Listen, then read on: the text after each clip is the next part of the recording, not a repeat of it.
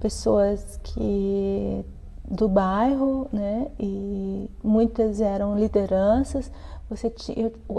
O grupo era de uma classe média bem baixa, e algumas eram carrinheiras, outras donas de casa, a maioria eram mulheres, e você tinha as mais diferentes idades.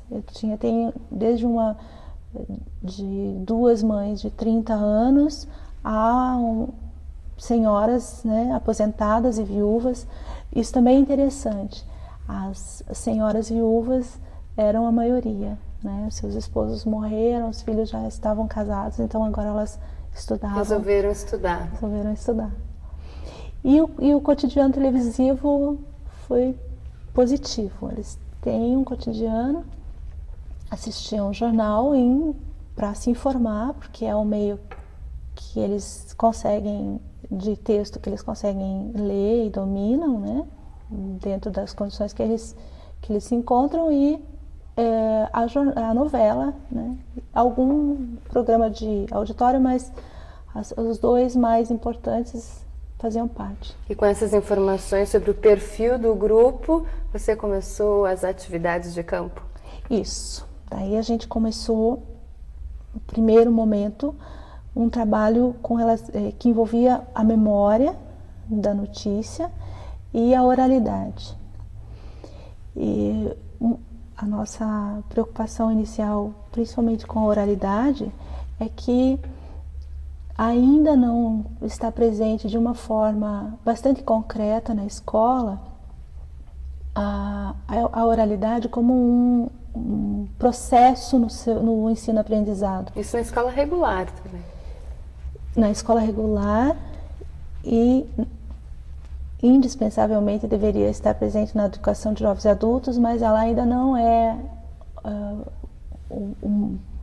um conteúdo como português, matemática, né? Ela tem que ser tratada com a importância das Expressar as suas ideias em sala de aula, seria isso? Expressar as suas ideias, conseguir construir uma ideia com início, meio e fim, construir esse texto para que o outro compreenda, né? Se expondo entre aspas, né? Mas trabalhar essa oralidade no coletivo. E esse adulto que tem uma trajetória bastante oprimida, muitas ideias de ruim, de ser ruim pela condição de analfabeto que a história constrói, né? A história brasileira constrói essa condição analfabeta, mas também estigmatiza esse analfabeto como ele sendo um responsável pela sua condição de estar analfabeto. Então, isso mexe muito com a autoestima dessas pessoas.